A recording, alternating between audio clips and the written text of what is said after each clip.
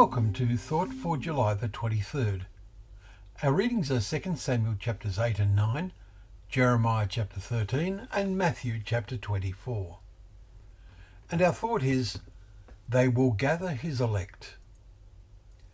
Today we have the dramatic chapter 24 in Matthew to read about the climax Jesus said would come on the Jews and then on the world because of utter godlessness. Much of what we read has two applications.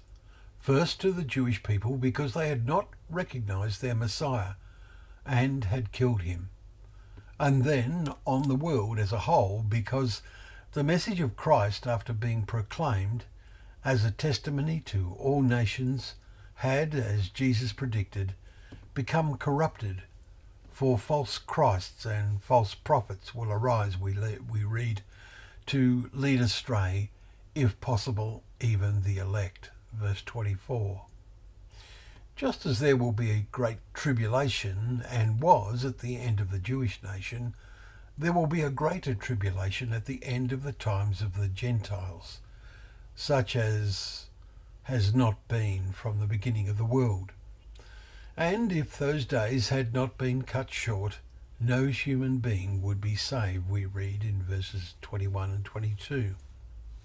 The tense of the language here reflects how God sees these things, declaring the end from the beginning and from the ancient times things not yet done, as we read recently in Isaiah 46 and verse 10.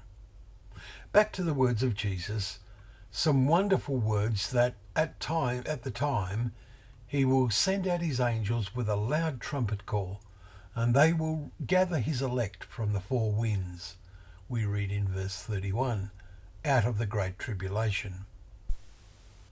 These words of Jesus are very familiar to most of us, maybe too familiar. Is there a possibility our hearts have grown dull?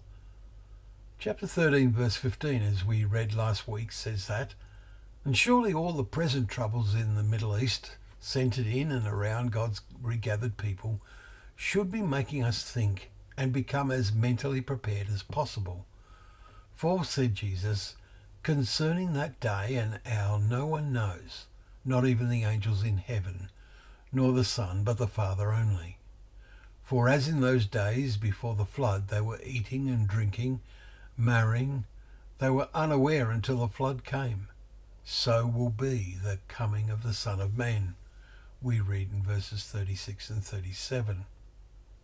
Our chapter ends with a telling parable about servants not being ready for the return of the master.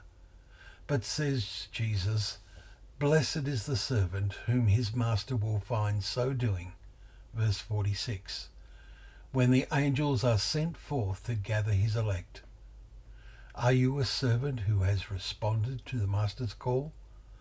May you and I be in that situation and be found to be among those who are seen as faithful and wise.